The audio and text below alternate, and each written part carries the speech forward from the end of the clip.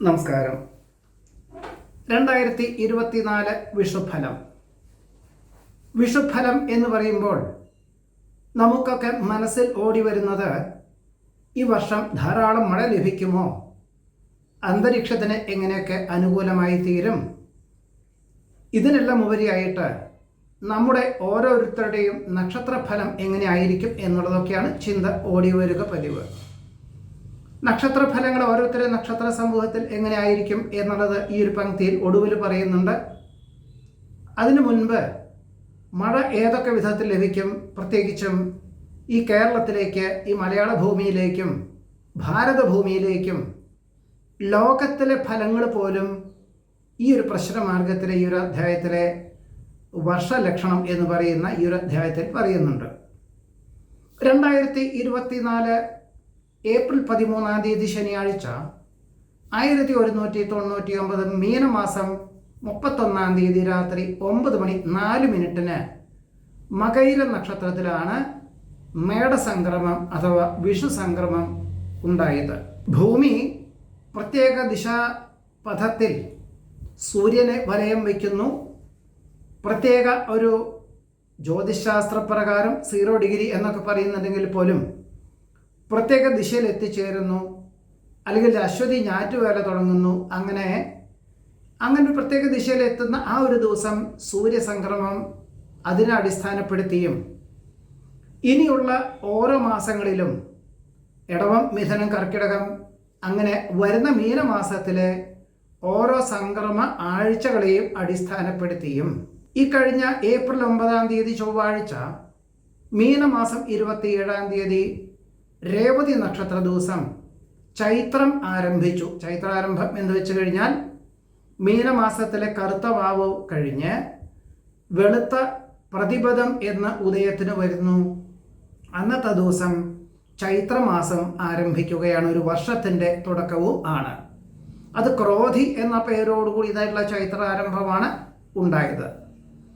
ഇനി തിരുവാതിര ഞാറ്റുവേല, എല്ലാവരും മനസ്സിൽ തിരുവാതിര ഞാറ്റുവേലയിൽ അന്ന് തിരിമുറിയാതെ മഴ പെയ്യും എന്നുള്ളതൊക്കെയാണ് പഴയ പ്രമാണം. മിഥുനമാസം 7 ജൂൺ മാസം 21 വെള്ളിയാഴ്ചയാണ് ഈ വർഷം തിരുവാതിര ഞാറ്റുവേല തുടങ്ങുന്നത്. ഇതിന് പുറമെ നാട്ടിലൊക്കെ ഒരു ചൊല്ല് ഉണ്ട്. ഇനി വരുന്ന ഞാറ്റുവേലകളിലെല്ലാം പകൽ ഞാറ്റുവേലകളാണെങ്കിൽ മഴ കുറയും എന്നും, രാത്രിയിലാണ് ഞാറ്റുവേലകൾ വരുന്നത് കൂടുതൽ എങ്കിൽ മഴ കൂടുതൽ ഉണ്ടാവും എന്നുള്ളതൊക്കെയാണ് ഒരു വിശ്വാസം. ഈ മേടം 1 അശ്വതി നക്ഷത്രത്തിൽ അല്ലെങ്കിൽ അശ്വതി ഞാറ്റുവേലയിൽ സൂര്യൻ സംക്രമിക്കുകയും പിന്നീട് ഈ 27 നക്ഷത്ര സമൂഹത്തിൽ കൂടി വരുന്ന മീനമാസം 31 രേവതി ഞാറ്റുവേല കഴിയുകയും ചെയ്യും. ഇതാണ് അശ്വതി, ഭരണി, കാർത്തിക, രോഹിണി, മകയിരം, തിരുവാതിര ഞാറ്റുവേല എന്ന് പറയുന്നത് മിഥുനമാസത്തിൽ 7 തുടങ്ങുന്നത്. ഈ വർഷം ഈ മേടമാസം 1 മുതൽ ഒരു വർഷത്തേക്ക് 27 ഞാറ്റുവേലകളിൽ 16 രാത്രിയിലും 11 ഞാറ്റുവേലകൾ പകലുമാണ് ഉള്ളത്. ഇങ്ങനെ ഈ ഘടകങ്ങളെല്ലാം തന്നെ കോർത്തിണക്കിയും ഇനിയുള്ള സംക്രമങ്ങൾ, ഓരോ മാസത്തിലെ സംക്രമങ്ങൾ ആഴ്ചകളെ അടിസ്ഥാനപ്പെടുത്തിയും ഉള്ള ഒരു പദ്ധതിയാണ് ഈ ഒരു വിഷുഫലം എന്ന് പറയുന്നത്. ഇതിൽ ആദ്യം നമുക്ക് അന്തരീക്ഷത്തിനെയും അത് മുഖാന്തരം മഴ എങ്ങനെയൊക്കെ ലഭിക്കും എന്ന് പറയാം. ഉചിതമായിട്ടുള്ള മഴ എന്നതാണ് ആദ്യമായി പറയുന്നത്. ചില സ്ഥലങ്ങളിലൊക്കെ തന്നെ മധ്യവൃഷ്ടി, സ്വൽപ്പവൃഷ്ടി എന്നുള്ളൊരു പദം കൂടി പറയുന്നുണ്ട്. ഏപ്രിൽ 9 മുതൽ 24 വരെ ഒരു മഴയുടെ ലാഞ്ചന എന്നുള്ളൊരു നിലയിൽ പല സ്ഥലങ്ങളിലുമായിട്ട് കാർമേഘമൊക്കെ അടിഞ്ഞുകൂടാനുള്ള സാധ്യതയുണ്ട്. എന്നാൽ മഴ ലഭിക്കും എന്ന് തോന്നുന്നില്ല. ചില സ്ഥലങ്ങളിലൊക്കെ സ്വല്പം മഴ കിട്ടി എന്നൊക്കെ വരാം. വനപർവ്വതങ്ങൾ കൂടുതലുള്ള സ്ഥലത്തിൻ്റെ അടിയോരങ്ങളിലൊക്കെ സ്വല്പം മഴ കിട്ടി എന്ന് വരാം. പക്ഷെ അതൊന്നും കേരളത്തിൽ ഉടനീളം മഴ ലഭിക്കാനുള്ള സാധ്യതകളൊക്കെ കുറവാണ്. എന്നാൽ മെയ് മാസം 10 മുതൽ 31 വരെ ഒരുവിധം ഈ കാർമേഘങ്ങളെല്ലാം തന്നെ അങ്ങിങ്ങായിട്ട് വളരെയധികം വന്ന് അടിഞ്ഞുകൂടുകയും അതിൻ്റെ വെളിച്ചത്തിൽ പൊതുവെ ഉടനീളം തന്നെ മഴ ലഭിക്കുന്ന ഒരു അവസ്ഥ മെയ് മാസം 10-ാം തീയതി മുതൽ 31-ാം തീയതിക്കുള്ളിൽ വന്നു ചേരും. ജൂൺ മാസം, അതായത് ഒരു കാലവർഷ പ്രതീതി എന്നേ പറയാൻ സാധിക്കുള്ളൂ. ഈ ഉഷ്ണത്തിന് ലേശം ശമിക്കുന്ന വിധത്തിലുള്ള ഒരു മഴ ലഭിക്കും. പൂർണ്ണമായിട്ടൊരു കാലവർഷം ഇല്ല, പക്ഷെ കാലവർഷ പ്രതീതി ഉണ്ടാകുന്ന വിധത്തിൽ മേഘമൊക്കെ അല്ലെങ്കിൽ ആകാശമൊക്കെ മേഘാവൃതമായി തീരും എന്നതാണ് സൂചിപ്പിക്കുന്നത്. മെയ് 31-ാം തീയതി മുതൽ ജൂൺ 12-ാം തീയതി വരെ ധാരാളം മഴ ലഭിക്കുന്ന ഒരു സാഹചര്യങ്ങൾ ഉണ്ടാകും. പൊതുവെ നമുക്കൊക്കെ ശീലമുള്ളത് ജൂൺ മാസം 1-ാം തീയതി സ്കൂൾ തുറന്നാൽ അന്ന് മുതൽ മഴ പെയ്യുക എന്നാണ്. ഇടവപ്പാതി മുതൽ എന്ന് പറയും. എന്തായാലും ഈ വർഷം 31-ാം തീയതി മെയ് 31-ാം തീയതി മുതൽ ജൂൺ 12-ാം തീയതി വരെ വളരെ നല്ല നിലയിലുള്ള മഴ ലഭിക്കും. ജൂൺ 14-ാം തീയതി മുതൽ 29-ാം തീയതി വരെ ഉചിതമായിട്ടുള്ള ഒരു മഴ, പൊതുവെ ഒരു മഴ ലഭിച്ചാൽ കാർഷികമായിട്ടുള്ള മേഖലകൾക്കൊക്കെ തുടക്കം കുറിക്കും. എന്നിട്ട് ഉചിതമായിട്ടുള്ളൊരു മഴ ജൂൺ 14-ാം തീയതി മുതൽ 29-ാം തീയതി വരെ ലഭിക്കുവാനും ജൂലൈ 11-ാം തീയതി മുതൽ 19-ാം തീയതി വരെ കാലവർഷക്കെടുതിക്ക് അനുയോജ്യമായിട്ടുള്ള അല്ലെങ്കിൽ അനുസൃതമായിട്ടുള്ള ഒരു മഴ ലഭിക്കാനുള്ള സാധ്യത കാണുന്നുണ്ട്. ജൂലൈ 31-ാം തീയതി മുതൽ ഓഗസ്റ്റ് 22-ാം തീയതി വരേക്കുള്ള കാലം ഈ ജൂൺ 14-29 കാലം ലഭിക്കുമെന്ന് പറയുന്ന പോലെ തന്നെ ഉചിതമായിട്ടുള്ള ഒരു മഴയാണ് ലഭിക്കുക. ഒക്ടോബർ 17-ാം തീയതി മുതൽ ഡിസംബർ 2-ാം തീയതി വരെയുള്ള കാലയളവിൽ ബുധനും ശുക്രനും വ്യാഴമൊക്കെ ഒരുമിച്ച് നിൽക്കുന്ന ഈ കാലയളവിലും വളരെ തൃപ്തികരമായിട്ടുള്ള രീതിയിൽ മഴ ലഭിക്കും. ഇതിനെ ഒരു പക്ഷേ തുലാവർഷം എന്നൊക്കെ പറയാം. കാരണം ഒക്ടോബർ 17-ാം തീയതിയാണ് തുലാം തുടങ്ങുക. അപ്പോൾ അതുകൊണ്ട് കാലവർഷം ഈ വർഷം വളരെ നല്ല നിലയിൽ മഴ ലഭിക്കുന്ന ഒരു അവസ്ഥ ഒക്ടോബർ 17-ാം തീയതി മുതൽ ഡിസംബർ 2-ാം തീയതി വരെ വന്നു ചേരുവാൻ ഇടയുണ്ട്. ഇതിനിടയിൽ ഓഗസ്റ്റ് 11-ാം തീയതി മുതൽ സെപ്റ്റംബർ 6-ാം തീയതി വരെ മകയിര നക്ഷത്രത്തിൽ ചൊവ്വ സഞ്ചരിക്കുന്ന കാലയളവിൽ വളരെയധികം ഉഷ്ണം വർദ്ധിക്കുക, കാറ്റിൻ്റെ അബദ്ധങ്ങളെ കൊണ്ട്, കൊടുങ്കാറ്റൊന്നും ഉണ്ടാവില്ലെങ്കിലും കാറ്റ് വർദ്ധിക്കുന്നത് കൊണ്ട്, ന്യൂനമർദ്ദമൊക്കെ വർദ്ധിക്കുന്നത് കൊണ്ട്, പ്രത്യേകിച്ച് കേരളത്തിൻ്റെ വടക്കൻ പ്രദേശങ്ങളിലൊക്കെ തന്നെ കൂടുതൽ മഴ ലഭിക്കുകയോ അല്ലെങ്കിൽ സ്വല്പം കാർഷികമായിട്ടുള്ള മേഖലകൾക്കൊക്കെ നാശനഷ്ടങ്ങൾ സംഭവിക്കുവാനും യോഗമുണ്ട്. ഫെബ്രുവരി 27-ാം തീയതി 2025 ഫെബ്രുവരി 27-ാം തീയതി മുതൽ മെയ് 6-ാം തീയതി വരെ വേനൽ മഴ ലഭിക്കാനുള്ള സാധ്യത പോലും കാണുന്നതുമുണ്ട്. ഈ മഴയുടെ അടിസ്ഥാനത്തിൽ കാർഷികമായിട്ടുള്ള മേഖലകൾക്കൊക്കെ എങ്ങനെയായിരിക്കും എന്ന് നോക്കാം. പൊതുവെ ഭക്ഷണ സാധനങ്ങളുടെ ഉൽപാദനക്ഷമത കുറയും എന്നുള്ളൊരു പദം പറയുന്നുണ്ടെങ്കിൽ പോലും കാർഷികമായിട്ടുള്ള മേഖലകളിൽ കൃഷികൾക്ക് അനുയോജ്യമായിട്ടുള്ള ഉചിതമായിട്ടുള്ള മഴയാണ് ലഭിക്കുക ഈ വർഷം. അതുകൊണ്ട് കാർഷിക ഉൽപ്പന്നങ്ങൾക്കെല്ലാം തന്നെ വർധനവുണ്ടാവും. എന്നാൽ ധാന്യവിളകൾക്ക് സ്വല്പം നാശനഷ്ടങ്ങളുണ്ടാവാനും, അതുപോലെ തന്നെ മലയോര പ്രദേശങ്ങളിൽ സാധാരണ ലഭിക്കുന്ന പോലെ തന്നെ മഴ ലഭിക്കാത്തതിൻ്റെ വെളിച്ചത്തിൽ പലപ്പോഴും സുഗന്ധവ്യഞ്ജന വസ്തുക്കൾക്ക് അല്ലെങ്കിൽ മലയോരങ്ങളിൽ ചെയ്യുന്ന കാർഷികമായിട്ടുള്ള മേഖലകൾക്കെല്ലാം തന്നെ കുറവ് തോന്നുവാനും, ചില സ്ഥലങ്ങളിൽ കൂടുതൽ മഴയുണ്ടായിട്ട് അതെല്ലാം തന്നെ ഫലപ്രദമല്ലാത്ത രീതിയിൽ കൃഷി രീതികൾക്ക് വന്നു ചേരുവാനും യോഗം കാണുന്നുണ്ട്. എന്നാൽ വേറെ ചില പുഷ്പകൃഷി മുതലായിട്ടുള്ള കാര്യങ്ങളിലെല്ലാം തന്നെ അനുകൂലമായി തീരും. ഗോവർദ്ധനവ്, പശു വളർത്തുന്നതിന് വേണ്ടി ഗവൺമെൻറ്റിൽ നിന്നൊക്കെ തന്നെ വളരെയധികം അനുകൂലമായിട്ടുള്ള ഇളവുകൾ പ്രഖ്യാപിക്കുന്നതിൻ്റെ വെളിച്ചത്തിൽ ക്ഷീരസമൃദ്ധി ഉണ്ടാകുമെന്ന് പറയുന്നു. കാർഷികമായിട്ടുള്ള മേഖലകളിൽ സ്വല്പം നഷ്ടങ്ങൾ ഉണ്ടാകുമെങ്കിൽ പോലും ഒരുപക്ഷെ ഈ ഒരു ഫാം ടൂറിസം എന്ന് പറയുന്ന മേഖല വിജയിപ്പിക്കാനുള്ള സാഹചര്യങ്ങളൊക്കെ തന്നെ ഗവൺമെൻറ് തലത്തു നിന്നും വന്നു ചേരുകയും, ഇതിനു പുറമെ കൃഷി വകുപ്പിൽ നിന്നും ഗവൺമെൻറ്റിൽ നിന്നും നൂതന കൃഷി സമ്പ്രദായം, ആധുനിക കൃഷി സമ്പ്രദായം ആവിഷ്കരിച്ചുമുണ്ട്. പല പദ്ധതികളും വന്നു ചേരുന്നത് വഴി പലപ്പോഴും പ്രാചീനമായിട്ട് ആചരിച്ചു വരുന്ന കൃഷി രീതികളെല്ലാം ഒഴിവാക്കി ഈ നൂതനമായിട്ടുള്ള കൃഷി രീതികൾക്ക് അവലംബിക്കുന്നതിൻ്റെ വെളിച്ചത്തിൽ ഉൽപാദനക്ഷമത കാർഷിക വിളകൾക്കൊക്കെ ഉണ്ടാവും. പക്ഷേ ഭക്ഷണ സാധനങ്ങളുടെ ഉൽപ്പാദനക്ഷമത കുറയും എന്നുള്ളൊരു പദമാണ് ഈ കൃഷി അതിനോടനുബന്ധമായിട്ടുള്ള കാര്യങ്ങൾക്കെല്ലാം പറയുന്നത്.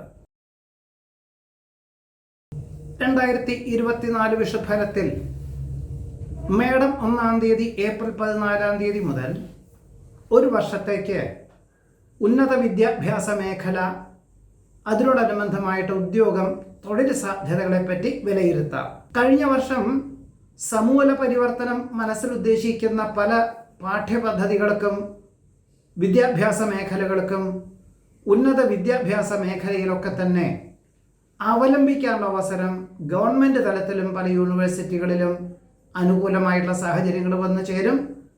ഇതിൻ്റെ വെളിച്ചത്തിൽ തൊഴിലധിഷ്ഠിതമായിട്ടുള്ള പാഠ്യപദ്ധതികൾ അവലംബിക്കുന്നതിൻ്റെ വെളിച്ചത്തിൽ ചില വിദ്യാർത്ഥികളൊക്കെ തന്നെ വികസിത രാഷ്ട്രത്തിൽ പഠിക്കാനായിട്ട് പോകുന്ന പലരും ഇവിടെ തന്നെ ഇന്ത്യയിൽ തന്നെ പഠിക്കാമെന്ന് തീരുമാനിക്കുകയും ഒരു വിധത്തിൽ സാമ്പത്തികമായിട്ടുള്ള ശേഷി കുറവുള്ളവർക്ക് പോലും ഇവിടെ പഠിക്കാൻ അവസരം ഉണ്ടാവും. ഈ തൊഴിലധിഷ്ഠിതമായിട്ടുള്ള പാഠ്യപദ്ധതികൾ അവലംബിക്കുന്നതിൻ്റെ വെളിച്ചത്തിൽ ജോലി ചെയ്താൽ വരുമാന മാർഗമുണ്ടാകും എന്ന ആത്മവിശ്വാസത്തോടുകൂടി പ്രവർത്തിക്കാൻ തക്കവണ്ണം വിദ്യാർത്ഥികൾക്ക് അവസരം വന്നു ചേരുന്നത് പലർക്കും ആശ്വാസമേകുന്ന ഘടകങ്ങൾ, വിദ്യാർത്ഥികൾക്ക് മാത്രമല്ല രക്ഷിതാക്കൾക്കും അത് അനുകൂലമായിട്ടുള്ള അവസരങ്ങൾ വന്നു ചേരും. തൊഴിലവസരങ്ങൾ മിക്ക രാജ്യങ്ങളിലും കുറയുകയും തൊഴിലവസരങ്ങൾ പലർക്കും ഉന്നത മേഖലയുള്ളവർക്കൊക്കെ തന്നെ നഷ്ടപ്പെടുന്ന ഈ അവസ്ഥയിൽ ലോകഭയം അഥവാ ആധി വർദ്ധിക്കുവാനുള്ള സാധ്യതയുണ്ട്. എന്നാൽ ഇന്ത്യയിൽ തൊഴിലവസരങ്ങളെല്ലാം തന്നെ കൂടുതലുണ്ടാവാനാണ് യോഗമുള്ളത് എന്നുകൂടി സൂചിപ്പിക്കുന്നു. പലർക്കും വികസിത രാഷ്ട്രത്തിൽ വിദേശത്തിൽ ജോലി ചെയ്യുന്നവർക്ക് പോലും ഇനി അവിടെ ജീവിത ചെലവ് വർദ്ധിക്കുന്നു എന്നതിൻ്റെ വെളിച്ചത്തിൽ ചിലരൊക്കെ തന്നെ മറ്റ് രാജ്യങ്ങളിലേക്ക് പോവുകയും ചെറിയൊരു ശതമാനം പലരും ഇന്ത്യയിലേക്ക് തിരിച്ചു വരുവാൻ തക്കവണ്ണമുള്ള സാഹചര്യങ്ങൾക്ക് പോലും സാധ്യതയുണ്ട്. ചിലരൊക്കെ തീരുമാനിക്കുകയും പക്ഷെ അത് വേണ്ടാന്ന് വയ്ക്കുകയും എന്നാൽ ഭാവിയിലേക്കൊരു 3-4 കൊല്ലത്തിൻ്റെ ഉള്ളിൽ ഇങ്ങനെയൊരു തീരുമാനം കൈക്കൊള്ളുവാനും നാട്ടിൽ താമസമാക്കുവാനുള്ള സാഹചര്യങ്ങൾക്ക് ഇതിനൊരു മുന്നോടിയാവാനാണ് ഈ ഉന്നത വിദ്യാഭ്യാസ മേഖലയിൽ സാധ്യത കാണുന്നത്. ഇതിൻ്റെ വെളിച്ചത്തിൽ പലരും ഉന്നത വിദ്യാഭ്യാസത്തിന് വേണ്ടി വികസിത രാഷ്ട്രത്തിലേക്ക് പോകുന്നത് ഒരു ആശങ്ക വർദ്ധിക്കുകയും ഇവിടെ തന്നെ പഠിക്കാൻ തക്കവണ്ണം ചേരുവാനും സാധ്യത കാണുന്നുണ്ട്. പലപ്പോഴും വ്യാപാര വിപണന വിതരണ മേഖലകളിലുള്ള ആൾക്കാർക്കും ഉന്നത മേഖലയിൽ പ്രവർത്തിക്കുന്നവർക്കും വ്യാപാര മേഖലയിലൊക്കെ തന്നെ ഈ ഒരു ഇന്ത്യയിൽ വളരെയധികം വർധനവും സാഹചര്യങ്ങളൊക്കെ ഉണ്ടാകുമെങ്കിൽ പോലും ചെലവിനങ്ങൾ കൂടുതൽ വർദ്ധിക്കുന്നതിൻ്റെ വെളിച്ചത്തിൽ പല മേഖലകളിലും ലാഭശതമാനം കുറയുന്ന ഒരു അവസ്ഥയാണ് ഉണ്ടാകുവാൻ സാധ്യതയുള്ളത്. ഇതിൻ്റെ വെളിച്ചത്തിൽ പലരും ഉപസ്ഥാപനങ്ങൾ തുടങ്ങിയവർ വേണ്ടാന്ന് വയ്ക്കും. വികസിത രാഷ്ട്രത്തിൽ തുടങ്ങിയവർ അവിടെ നിർത്തലാക്കിയിട്ട് നാട്ടിൽ തന്നെ തുടരുവാനുള്ള തീരുമാനം കൈക്കൊള്ളും. വേറെ ചിലരൊക്കെ തന്നെ വികസിത രാഷ്ട്രത്തിൽ ചെയ്യുന്ന പ്രവർത്തികൾ ഇവിടെ നാട്ടിൽ തുടങ്ങിയവരൊക്കെ തന്നെ താരതമ്യേന ഇവിടെ കൂടുതൽ ജോലിക്കാരെ നിയമിച്ചുകൊണ്ട് ഉദ്ധരിക്കാനുള്ള സാഹചര്യങ്ങൾ പൊതുവെ തന്നെ തൊഴിൽ മേഖലകളിലും വ്യാപാര വിപണന വിതരണ മേഖലകളിലൊക്കെ തന്നെ ഒരു സമൂല പരിവർത്തനത്തിന് തുടക്കം കുറിക്കാനുള്ള അവസരം ഈ ഒരു വർഷം ഉണ്ടാവും. എന്നാൽ സാമ്പത്തികമായിട്ടുള്ള ഉദ്ധരിക്കാനുള്ള സാധ്യതകൾ ഉണ്ടാകുമോ എന്ന് ചോദിച്ചു കഴിഞ്ഞാൽ നല്ലതാണ്, പിന്നെ ഇനിയും ഭാവിയിലേക്ക് ഗുണകരമായി തീരും എന്നൊരവസ്ഥ മാത്രമാണ് ഉണ്ടാകുവാൻ സാധ്യതയുള്ളത്. അല്ലെങ്കിൽ ലാഭശതമാനം എപ്പോഴും കുറയുന്ന ഒരവസ്ഥയിലാണ് ഇന്ത്യയിൽ വ്യാപാര വിപണന വിതരണ മേഖലകളിലൊക്കെ തന്നെ താരതമ്യേന പൊതുവെ ഉള്ള എല്ലാവർക്കും ഉണ്ടാകുന്ന ഒരവസ്ഥയാണ് ഈ പറഞ്ഞത്. 2024 വിഷുഫലത്തിൽ ഏപ്രിൽ 14 മേടം 1-ാം തീയതി മുതൽ ഒരു വർഷത്തേക്ക് ഈ വിഷുഫലത്തിൽ പൊതുവെ വിഷുഫലം എന്ന് പറയുന്നത് നമ്മുടെ മനസ്സിലെല്ലാം ഓടിയെത്തുന്നത് മഴ, അതിനടിസ്ഥാനപ്പെടുത്തി കാർഷികമായിട്ടുള്ള മേഖലകളൊക്കെ ആയിരിക്കും, എന്തൊക്കെ ആയിരിക്കും എന്നുള്ളതൊക്കെ തന്നെയാണ്. നക്ഷത്ര സമൂഹപ്രകാരം ഓരോരുത്തരുടെയും ഫലങ്ങൾ പറയുന്നുണ്ട്. ഇതിനെല്ലാം പുറമെ ഈ മലയാളക്കരയിലേക്കും ഭാരതഭൂമിയിലേക്കും ലോക ജനങ്ങൾക്ക് എങ്ങനെയൊക്കെ ആയിരിക്കും എന്നുള്ളൊരു ചില സൂചനകൾ പോലും നൽകുന്നതുമുണ്ട്. ഈ വർഷം ഭരണാധികാരികൾക്ക് ദീർഘവീക്ഷണത്തോടു കൂടിയതായിട്ടുള്ള ഭരണപാടവത്തോടു കൂടിയതായിട്ടുള്ള പല ആവിഷ്കരണങ്ങളും അവലംബിക്കുന്നതിൻ്റെ വെളിച്ചത്തിൽ ലോക ജനപ്രീതി വന്നു ചേരും എന്നും സർവസൗഭാഗ്യ സമൃദ്ധി, യശസ്, അഭിവൃദ്ധി എന്നീ പദങ്ങളൊക്കെ ഇതിൽ പറയുന്നുണ്ട്. ഇതിൻ്റെ വെളിച്ചത്തിൽ പല രാഷ്ട്രങ്ങളും, ഉയർന്നു വരുന്ന പല രാഷ്ട്രങ്ങൾക്കും മാതൃകയായിട്ട് പോലും ഭാരതഭൂമിക്ക് പ്രവർത്തിക്കാൻ അവസരം വന്നു ചേരും. ഇതിൻ്റെ വെളിച്ചത്തിൽ മിക്ക ലോകരാഷ്ട്രങ്ങളുടെ സഹായത്തോടു കൂടി തന്നെ ഭീകര പ്രവർത്തനങ്ങളെ ഉന്മൂലനം ചെയ്യുവാൻ തക്കവണ്ണമുള്ള ഒരു സാഹചര്യങ്ങൾക്ക് പോലും നേതൃത്വം വഹിക്കാൻ പോലും ഈ ഭാരതഭൂമിക്ക് സാധിക്കും എന്ന് സൂചിപ്പിക്കുന്നു. നമ്മുടെ അയൽ രാഷ്ട്രങ്ങളിൽ നിന്നും ഉപദ്രവങ്ങൾ വന്നു ചേരുക, കലാപങ്ങൾ വന്നു ചേരുവാനൊരവസ്ഥ പലപ്പോഴും അയൽ രാജ്യങ്ങളിൽ നിന്നും വന്നു ചേരാം. ഇതിനെല്ലാം തന്നെ വികസ്വര രാഷ്ട്രങ്ങളുടെ സഹായം നമുക്ക് ഭാരതഭൂമിക്ക് വളരെ ഗുണകരമായി തീരുവാൻ തന്നെയാണ് യോഗമുള്ളത്. ലോകജനങ്ങൾക്ക് തൊഴിൽ മേഖലകളിൽ വ്യാകുലതയും ആധിയും സുരക്ഷിതത്വം അനുഭവപ്പെടും എന്നുള്ളൊരു പദം കൂടിയും ഇതിൽ പറയുന്നുണ്ടെങ്കിൽ പോലും ഭാരതഭൂമിയിലേക്ക് തൊഴിലവസരങ്ങളെല്ലാം ധാരാളം വന്നു ചേരും. പക്ഷേ പലപ്പോഴും ഔദ്യോഗിക തലത്തിൽ അവസരങ്ങൾ വന്നു ചേർന്നാലും ശമ്പളത്തിൻ്റെ കാര്യത്തിൽ സ്വല്പം ഉദ്ദേശിച്ച പോലെ ഉണ്ടാവുമോ, വ്യാപാര വിപണന വിതരണ മേഖലയിൽ നിന്നും നേട്ടം ഉണ്ടാവുമോ എന്ന് ചോദിച്ചു കഴിഞ്ഞാൽ സ്വല്പം എല്ലാം കുറയും. പക്ഷെ അവസരങ്ങളെല്ലാം വേണ്ട വിധത്തിൽ വിനിയോഗിക്കാൻ തക്കവണ്ണം മിക്ക കമ്പനികൾക്കും ഇന്ത്യയിലെ ഗവൺമെൻറ് തലത്തിൽ പോലും അതിനുള്ള സാഹചര്യങ്ങളൊക്കെ ഉണ്ടാവും. അത് ഗുണകരം തന്നെയാണ്. താരതമ്യേന കഴിഞ്ഞ 2-3 വർഷത്തിനെ അപേക്ഷിച്ച് തൊഴിലവസരങ്ങൾ വന്നു ചേരുവാൻ തന്നെയാണ് സാധ്യത. ടൂറിസം മേഖലയിൽ health tourism, farm tourism, eco tourism എന്നീ മേഖലയിൽ ഇന്ത്യക്ക് വളരെയധികം നേട്ടമുണ്ടാവും. ഒരുപക്ഷെ ആയുർവേദ ചികിത്സ, യോഗ, പ്രകൃതി ചികിത്സ മുതലായവയ്ക്കൊക്കെ തന്നെ കഴിഞ്ഞ വർഷം അതിനു വേണ്ടിയിട്ട് ആയുഷ് വിസ ഗവൺമെൻറ് തലത്തിൽ അംഗീകരിച്ചു കഴിഞ്ഞു.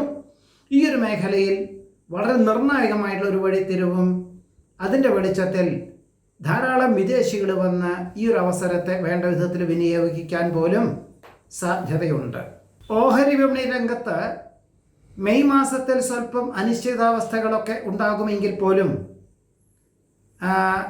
ബാക്കി ജൂൺ, ജൂലൈ, ഓഗസ്റ്റ്, സെപ്റ്റംബർ എന്നീ മാസകാലങ്ങളിലൊക്കെ തന്നെ വളരെ ഉയർന്ന അല്ലെങ്കിൽ നല്ല നിലയിൽ ഓഹരി വിപണി രംഗത്ത് അനുകൂലമായ സാഹചര്യങ്ങളും ഒക്ടോബർ 17 മുതൽ നവംബർ 17 വരെ കുറച്ചൊരു മാന്ദ്യമുള്ളൊരവസ്ഥ വന്നു ചേരും. അതുപോലെ തന്നെ ഡിസംബർ 17 മുതൽ ജനുവരി 17 വരെയും ക്ഷീണാവസ്ഥകൾ ഓഹരി വിപണി രംഗത്ത് വന്നു ചേരുവാനിടയുണ്ട്. അതുകൊണ്ട് ഈ രംഗത്ത് പ്രവർത്തിക്കുന്നവർ ഈ മാസങ്ങളിലൊക്കെ തന്നെ സ്വല്പം ശ്രദ്ധിക്കേണ്ടതാണ് എന്നുകൂടി സൂചിപ്പിക്കുന്നു.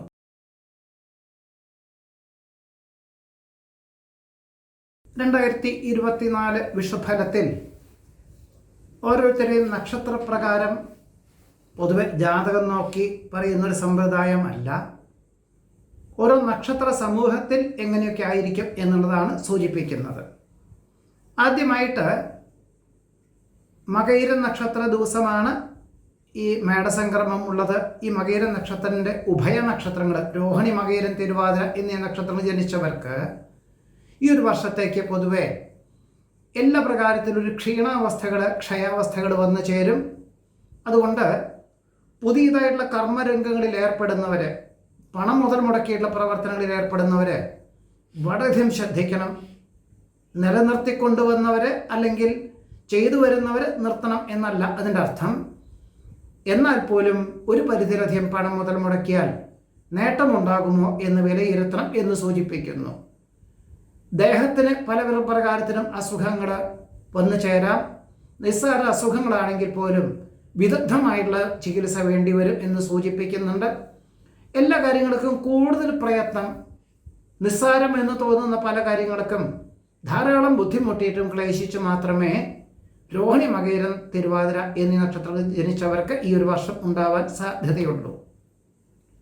പുണർദം, പൂയം, ആയില്യം, മകം, പൂരം, ഉത്രം എന്നീ 6 നക്ഷത്രത്തിൽ ജനിച്ചവർക്ക് ഈശ്വര പ്രാർത്ഥനകളാൽ അവരവർ മനസ്സിൽ ഉദ്ദേശിക്കുന്ന കാര്യങ്ങളെല്ലാം തന്നെ പ്രതീക്ഷിച്ചതിലുപരി ഭംഗിയാക്കി തീർക്കാനും ലക്ഷ്യപ്രാപ്തിയിലെത്തിക്കാനും സാധിക്കും. ഇതിൻ്റെ വെളിച്ചത്തിൽ എല്ലാവിധത്തിലും സൗഖ്യം, സമാധാനം, ആരോഗ്യം, സർവാർത്ഥലാഭം, പ്രതാപം, ഉദ്യോഗത്തിൽ ഉയർച്ച, കർമ്മമണ്ഡലങ്ങളിൽ സ്ഥാനക്കയറ്റം, അങ്ങനെ എല്ലാ കാര്യങ്ങളും ഈശ്വര പ്രാർത്ഥനകളാൽ എന്നൊരു പദം കൂടിയും അതിലുണ്ട്. ഇവിടെ ഈശ്വരൻ എന്നുള്ളൊരു പദത്തിന് അവരവരുടെ പ്രവൃത്തിയിലുള്ള നിഷ്കർഷ അല്ലെങ്കിൽ അതിലൊരു ഡെഡിക്കേഷൻ എന്നുള്ളൊരു പദമൊക്കെ നമുക്ക് വിചാരിക്കാം. അത്തം, ചിത്ര, ചോതി എന്നീ നക്ഷത്രങ്ങൾ ജനിച്ചവർക്കാണെങ്കിൽ കുടുംബത്തിൽ സ്വസ്ഥതക്കേടുണ്ടാവും. ചിലർക്ക് മാറി താമസിക്കേണ്ടി വരും. ദാമ്പത്യ ജീവിതത്തിൽ അസ്വാരസ്യങ്ങൾ ഉണ്ടാവാതെ നോക്കണം. അതേപോലെ തന്നെ വസ്തു തർക്കങ്ങളൊക്കെ ഉണ്ടാവാം, ശ്രദ്ധിക്കണം. വാഹനം ഉപയോഗിക്കുമ്പോൾ വളരെയധികം ശ്രദ്ധയും സൂക്ഷ്മതയും നിയന്ത്രണം വേണം. അസമയങ്ങളിൽ ഉറക്കൊഴിച്ചുള്ള യാത്രയും അതിവേഗതയുള്ള യാത്രയും സാഹസമായിട്ടുള്ള യാത്രകളൊക്കെ തന്നെ പരമാവധി ഒഴിവാക്കണം.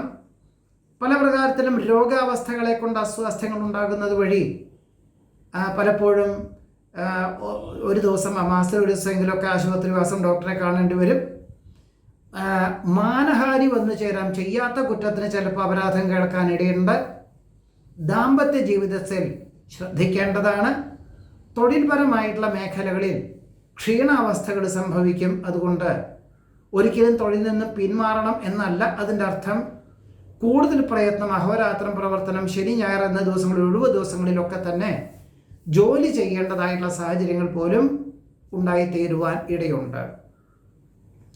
വിശാഖം, അനിഴം, തൃക്കേട്ട, മൂലം, പൂരാടം, ഉത്രാടം എന്നീ നക്ഷത്രത്തിൽ ജനിച്ചവർക്കാണെങ്കിൽ പ്രതാപം, ഐശ്വര്യം, ഉദ്യോഗത്തിലെ സ്ഥാനക്കയറ്റം, സൗഭാഗ്യം, സൽകീർത്തി, ദാമ്പത്യ സൗഖ്യം, വിദ്യാഗുണം, കാർഷികമായിട്ടുള്ള മേഖലകളിൽ നേട്ടങ്ങൾ ഉണ്ടാവുക, നിർത്തിവെച്ച കർമ്മപദ്ധതികൾ പുനരാരംഭിക്കുക, ഗൃഹനിർമ്മാണ പ്രവർത്തനങ്ങൾ പൂർത്തീകരിച്ച് ഗൃഹപ്രവേശന കർമ്മം, ഇങ്ങനെ മനസ്സിലുദ്ദേശിക്കുന്ന ഏതൊരു ക്ലേശകരമായിട്ടുള്ള ഒരവസ്ഥകളെയും നിഷ്പ്രയാസം അതിജീവിക്കാനും ലക്ഷ്യപ്രാപ്തിയിലെത്തിക്കാനും സാധിക്കുന്ന ഒരു കാലമാണ് വിശാഖം, അനിഴം, തൃക്കേട്ട, മൂലം, പോരാടം, ഉത്രാടം എന്നീ നക്ഷത്രങ്ങൾക്ക് ഉണ്ടാകുവാൻ ഇടയുള്ളത്.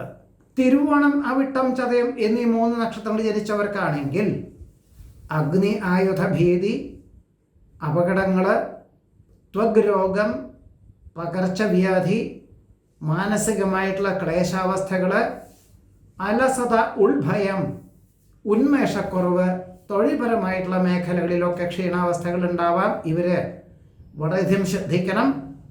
എല്ലാ കാര്യങ്ങളിലും വളരെ ശ്രദ്ധയോടുകൂടി സൂക്ഷ്മതയോടുകൂടിയും ഈശ്വര പ്രാർത്ഥനകളോടുകൂടി കാര്യങ്ങളെല്ലാം ചെയ്താൽ ഈ ഒരു ക്ഷീണാവസ്ഥകളെല്ലാം അതിജീവിക്കാൻ സാധിക്കും. പൂരോരുട്ടാതി, ഉത്രട്ടാതി, രേവതി, അശ്വതി, ഭരണി, കാർത്തിക എന്നീ നക്ഷത്രങ്ങൾ ജനിച്ചവർക്കാണെങ്കിൽ ഈ ഒരു മേടം 1-ാം തീയതി മുതൽ ഒരു വർഷത്തേക്ക് രാജബഹുമാന പ്രീതി, ഗവൺമെൻറ്റിനോട് ബന്ധപ്പെട്ടതായിട്ടുള്ള ടെസ്റ്റുകളൊക്കെ എഴുതുക, ജോലികളെ ഏറ്റെടുക്കുക, ഇങ്ങനെയുള്ള കാര്യങ്ങളിലെല്ലാം അനുകൂലമായ സാഹചര്യങ്ങൾ വന്നു ചേരും. സൽകീർത്തി, കുടുംബ സൗഖ്യം, പ്രതാപം, കർമ്മ, വ്യാപാര, വിപണന, വിതരണ മേഖലകളോട് ബന്ധപ്പെട്ടതായിട്ടുള്ള പ്രവൃത്തി ചെയ്യുന്നവർക്കൊക്കെ തന്നെ പ്രതീക്ഷിച്ചതിലുപരി ഗുണാനുഭവങ്ങൾ, സ്ഥാനമാനങ്ങൾ, ഇങ്ങനെ എല്ലാ കാര്യങ്ങളും തൃപ്തികരമായിട്ടുള്ള രീതിയിൽ അനുകൂലമായിട്ടുള്ള സാഹചര്യങ്ങൾക്ക് വഴിയൊരുക്കുവാൻ പോലും ഇങ്ങനൊരു നക്ഷത്ര സമൂഹമായിട്ട് സൂചിപ്പിക്കുന്നു. ഇനി ഓരോരുത്തരെയും നക്ഷത്രപ്രകാരം, നക്ഷത്ര സമൂഹപ്രകാരം ആരോഗ്യം, അനാരോഗ്യം, സമത്വമായിട്ടുള്ള നില, സാമ്പത്തികമായിട്ടുള്ള പുരോഗതി അല്ലെങ്കിൽ തൊഴിൽപരമായിട്ടുള്ള നേട്ടങ്ങളിലൂടെ കൊണ്ട് അനുഭവങ്ങൾ, അതിൻ്റെ ക്ഷീണാവസ്ഥകൾ എങ്ങനെയാണെന്നുള്ളത് നോക്കാം. ആരോഗ്യ കാര്യങ്ങളിൽ ഭരണി, രോഹിണി, പുണർദം, മകം, ഉത്രം, ചോതി, തൃക്കേട്ട, പൂരാടം, അവിട്ടം, ഉത്രട്ടാതി എന്നീ നക്ഷത്രങ്ങൾ ജനിച്ചവർക്ക് ഈ വർഷം ആരോഗ്യം തൃപ്തികരമായിരിക്കും. ചികിത്സയൊക്കെ വേണ്ട വിധത്തിൽ ഫലിക്കും. പൊതുവെ എല്ലാ കാര്യങ്ങളിലും ഉന്മേഷത്തോടുകൂടി പ്രയത്നിക്കാനും പ്രവർത്തിക്കാനുമുള്ളൊരവസരം ഉണ്ടാകുവാൻ ഇടയുണ്ട്. എന്നാൽ കാർത്തിക, തിരുവാതിര, പൂയം, പൂരം, ചിത്ര, വിശാഖം, മൂലം, തിരുവോണം, അവിട്ടം, രേവതി എന്നീ നക്ഷത്രങ്ങൾ ജനിച്ചവർക്ക് അനാരോഗ്യം എന്ന് പറയുന്നു. ആരോഗ്യം കുറയും. നിസ്സാരമായിട്ടുള്ള അസുഖങ്ങൾ ഉണ്ടായാൽ പോലും വിദഗ്ധമായിട്ടുള്ള ചികിത്സകൾ വേണ്ടിവരും. ഒരുപക്ഷെ ശസ്ത്രക്രിയയ്ക്ക് സാധ്യതയുണ്ട്. അതുകൊണ്ട് ആരോഗ്യ കാര്യങ്ങളിൽ ഈ നക്ഷത്രങ്ങൾ ജനിച്ചവരെ വളരെയധികം ശ്രദ്ധിക്കേണ്ടതാണ് എന്ന് കൂടി സൂചിപ്പിക്കുന്നു. ഇനി സമത്വമായിട്ടുള്ളൊരവസ്ഥയാണ്. അശ്വതി, മകയിരം, ആയില്യം, അത്തം, ഉത്രാടം, പൂരോരുട്ടാതി എന്നീ നക്ഷത്രങ്ങൾ ജനിച്ചവർക്കാണെങ്കിലോ ആരോഗ്യവും അനാരോഗ്യവും സമത്വമായിട്ടുള്ളൊരു നിലയാണ്. എന്നിരുന്നാൽ പോലും ഇവരും സമത്വമായിട്ടുള്ളൊരു അവസ്ഥയാവുമ്പോൾ പ്രത്യേകിച്ച് രാധിയുടെ ആവശ്യമൊന്നുമില്ല. എന്നിരുന്നാൽ പോലും ആരോഗ്യ കാര്യങ്ങളിൽ സ്വല്പം ശ്രദ്ധിക്കുക തന്നെയായിരിക്കും നന്നാവുക. ഇനി പൊതുവെ ഒരു ജീവിതത്തിൽ എല്ലാ വിധത്തിലുള്ള നേട്ടങ്ങൾ ഏതൊക്കെ നക്ഷത്രക്കാർക്കായിരിക്കും ഉണ്ടാവുക നോക്കാം. ഭരണി, തിരുവാതിര, മകം, ചിത്ര, തൃക്കേട്ട, തിരുവോണം, ഉത്രട്ടാതി എന്നീ നക്ഷത്രങ്ങൾ ജനിച്ചവർക്ക് വരവ് എന്നുള്ളൊരു പദമാണ് ശാസ്ത്രത്തിൽ പറയുന്നത്. അതുകൊണ്ട് സമ്പത്ത് എന്ന് മാത്രമില്ല, എല്ലാ കാര്യങ്ങളിലും അനുകൂലമായിട്ടുള്ള സാഹചര്യങ്ങൾ വന്നു ചേരും. സാമ്പത്തികമായിട്ടുള്ള നേട്ടവും തൊഴിൽ മണ്ഡലങ്ങളിലും അനുകൂലമായിട്ടുള്ള സാഹചര്യങ്ങൾ വന്നു ചേരും. രോഹിണി, പൂയം, ഉത്രം, വിശാഖം, പൂരാടം, ചതയം എന്നീ നക്ഷത്രം ജനിച്ചവർക്കാണെങ്കിൽ ചെലവ് വളരെ വർദ്ധിക്കാനിടയുള്ളത് കൊണ്ട് വളരെയധികം നിയന്ത്രണം വേണം. പ്രത്യേകിച്ച് സാമ്പത്തികമായിട്ടുള്ള മേഖലകളിലും എല്ലാ മേഖലകളിലും ചെലവ് വർദ്ധിക്കുന്നത് വഴി നിയന്ത്രണത്തോടു കൂടിയതായിട്ടുള്ള സമീപനം നിർബന്ധമായിട്ടും വേണം. ഒരു പരിധിയിലധികം പണം മുതൽ മുടക്കിയിട്ടുള്ള കർമ്മമണ്ഡലങ്ങളിൽ ഏർപ്പെടുന്നവരാണെങ്കിൽ പരമാവധി ഈ ഒരു വർഷം ഒഴിവാക്കുന്നത് നന്നായിരിക്കും. അഥവാ സ്വന്തമായിട്ട് ചെയ്തു വരുന്ന കാര്യങ്ങളൊക്കെ ചെയ്യാം എന്നല്ലാതെ ഒരു നിയന്ത്രണം നിർബന്ധമായിട്ടും വേണ്ടതാണ് എന്ന് മനസ്സിൽ കരുതേണ്ടതാണ്. അശ്വതി, കാർത്തിക, മകയിരം, പുണർദം, ആയില്യം, പൂരം, അത്തം, ചോതി, അനിഴം, മൂലം, ഉത്രാടം, അവിട്ടം, പൂരോരുട്ടാതി, രേവതി എന്നീ നക്ഷത്രങ്ങൾ ജനിച്ചവർക്കാണെങ്കിൽ ഈ ഒരു വർഷം തുല്യമായിട്ടുള്ളൊരവസ്ഥയാണ്. വരവും ചെലവും തുല്യമായിട്ടാണ് കാണുന്നത്. ഇവരും അത് തുല്യമായിട്ടുള്ളൊരവസ്ഥയിൽ മിച്ചം വയ്ക്കുക വളരെ കുറയും. 14 നക്ഷത്രക്കാർക്ക് മിച്ചം വയ്ക്കുന്നൊരവസ്ഥ കുറവാണ് എന്നുള്ളതാണ് ഇതിന് സൂചിപ്പിക്കുന്നത്. പൊതുവെ എല്ലാ വർഷത്തിലെങ്കിലും ഇങ്ങനെ വരിക പതിവില്ല. അപ്പം അതുകൊണ്ട് മുമ്പ് വർഷഫലത്തിൽ സാമ്പത്തികമായിട്ടുള്ള മേഖലകളിൽ എന്നുള്ളതിലുപരി കർമ്മമണ്ഡലങ്ങളിലൊക്കെ തന്നെ തൊഴിലവസരങ്ങൾ വന്നു ചേരും, ഉദ്യോഗ അവസരങ്ങൾ വന്നു ചേരും, വ്യാപാര വിപണന വിതരണ മേഖലകളിലൊക്കെ നേട്ടമുണ്ടാകും എന്നൊക്കെ പറയുന്നുണ്ടെങ്കിൽ പോലും വരവും ചെലവും തുല്യമായിട്ടുള്ളൊരവസ്ഥ വന്നു ചേരുന്നുള്ളത് 14 നക്ഷത്രക്കാർക്ക് പ്രത്യേകിച്ചും അത് ഇങ്ങനെ ആയിരിക്കാനാണ് കൂടുതലും സാധ്യതയുള്ളത്. ഇനി ഈ ഒരു വർഷത്തെ വില നിലവാരം പറയുന്നത് പദാർത്ഥങ്ങളുടെ വില നിലവാരമാണ്. കർക്കിടകം, ചിങ്ങം, തുലാം, വൃശ്ചികം എന്നീ മാസകാലങ്ങളിൽ പദാർത്ഥങ്ങൾക്കെല്ലാം വില വർദ്ധിക്കും എന്നതാണ് സൂചിപ്പിക്കുന്നത്. അതായത് ജൂലൈ 17-ാം തീയതി മുതൽ സെപ്റ്റംബർ 17-ാം തീയതി വരെ കർക്കിടകം, ചിങ്ങം എന്നീ മാസകാലങ്ങളിലും ഒക്ടോബർ 17 മുതൽ ഡിസംബർ 17-ാം തീയതി വരെ തുലാം, വൃശ്ചികം എന്നീ മാസകാലങ്ങളിലൊക്കെ തന്നെ എല്ലാ പദാർത്ഥങ്ങൾക്കും വില വർദ്ധിക്കാനാണ് സാധ്യതയുള്ളത്.